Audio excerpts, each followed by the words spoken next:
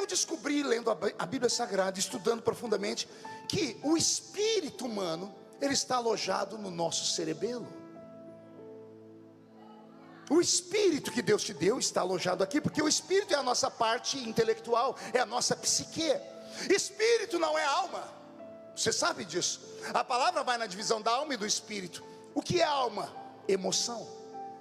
O que é espírito? Razão, intelecto. A alma passa e termina, o espírito é eterno. Animais têm alma. Já chegou em casa e viu o seu cachorrinho? Quando ele te viu depois de 2, 3 dias, ele começa a abanar o rabo, abanar o corpo. Tem cachorrinho que faz xixi para tudo quanto é lado. Por quê? Alma, emocionado. Está escrito, o Senhor fez os animais racionais, alma vivente.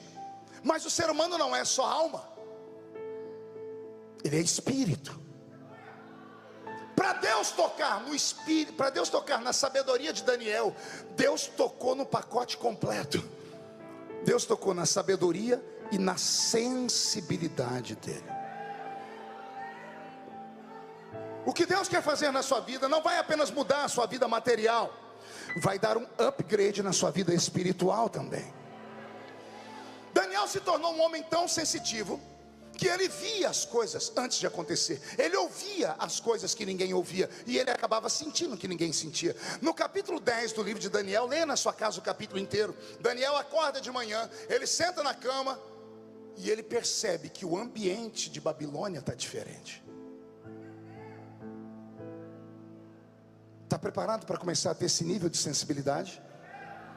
Você chegar nos lugares, na sua casa, e perceber que tem alguma coisa errada, não saber o que é, mas perceber que tem alguma coisa errada. Daniel sentou na cama e percebeu que tinha algo errado. Como ele não entendeu, a Bíblia diz que ele foi orar, e ele jejuou.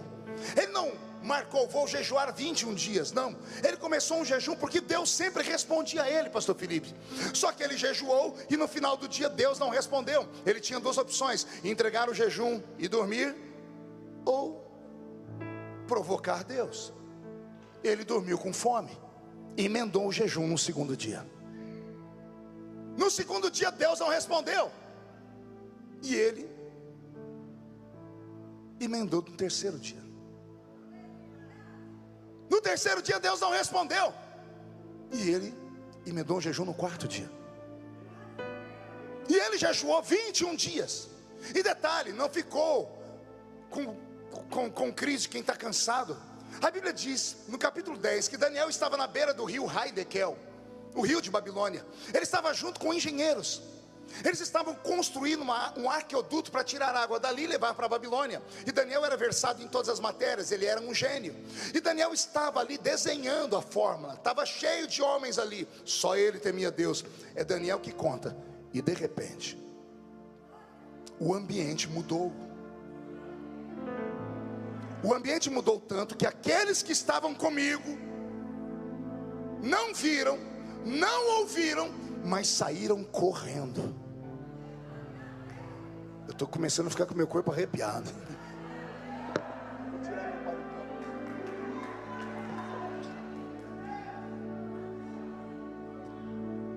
Deus geralmente fala com o profeta de madrugada. Era 2 horas da tarde, o sol estava quente. Raramente você vai encontrar um anjo vindo falar com alguém de tarde, a não ser com Abraão. Mas no Novo Testamento tem a presença de anjos raríssimas vezes aparecendo de manhã. Era 2 horas da tarde. Daniel estava lá com os homens. Ele percebeu, quando ele percebeu, os homens não viram nada, saíram correndo. E Daniel não teve força, porque quando ele olhou para um lado, ele viu um homem de branco. Daniel desenhou ele, disse: o cabelo dele era prateado, o rosto dele era de bronze, os olhos eram como tochas de fogo, suas vestes eram de um azul turquesa. É 2 horas da tarde, o sol está quente. Daniel está tendo visagem ou visão? Vertigem ou o quê? Você vai descobrir agora para que serve o jejum. Eu comecei isso no primeiro culto. O jejum mortifica a carne. E quanto mais morta está a sua carne, mais vivo está o seu espírito. Deus criou mundos paralelos. Não existe apenas o nosso mundo, existem vários mundos. O apóstolo São Paulo diz que conheceu um homem, que ele não queria dizer, nem assumir que era ele, que foi até o 3º céu. Em Gênesis capítulo 1, verso 1 e 2, diz que no princípio criou Deus os céus. Não foi o céu, os céus e a terra. Existem reinos paralelos. O nosso é um deles, é o reino dos homens. Existe o reino de Deus. E Deus, por acidente de percurso, teve que criar um reino para o diabo, que é o inferno. O inferno foi criado para o diabo e os seus anjos. Mateus 25. O homem só vai para o inferno porque é um tremendo de um otário, um idiota. Não aceitou o sacrifício de Jesus na cruz. Não precisa fazer muita coisa, aceitar Jesus como Salvador. E o ser humano não quer, então vai lá morar com o Satanás e o capiroto. Existem mundos paralelos. O apóstolo São Paulo, falando com a igreja de Corinto sobre como tem que ser perfeito o culto, ele começa no capítulo 11, 12, 13 e 14. Os 4 capítulos falam do culto. Ele começa dizendo assim: quando vocês se ajuntam, nada acontece. Mas quando vocês se ajuntam, e uns têm salmos, louvores, e outros têm testemunho, palavra, vocês saem da terra e entram nas regiões celestiais. E aí ele diz: e as senhoras tomem cuidado, porque os anjos estão dentro da igreja. Lembram disso? No capítulo 11, que os nossos pais fizeram as mulheres sofrer por causa do cabelo. Paulo vai dizer lá: todo mundo só presta atenção no cabelo, porque não prestou atenção nos anjos. Paulo estava dizendo: os anjos estão aí entre vós. Eu estou numa Assembleia de Deus. Alguém acredita que tem anjos aqui dentro? Sério?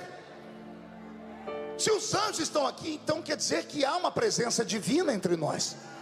O céu está aqui entre nós. O anjo do Senhor acampa ao redor daquele que o teme e o livra do mal. Se o céu está aqui, por que nem todo mundo sente? Porque estou vendo aqui uma irmã chorando ali, e estou vendo outro ali abrindo a boca de sono. Qual a diferença dessas duas criaturas? É simples. Uma criatura mortificou a carne, o espírito dela transcendeu. A outra criatura deve alimentar tanto a carne dela, que nem se Jesus falar no ouvido dela, ela acredita que ele está falando.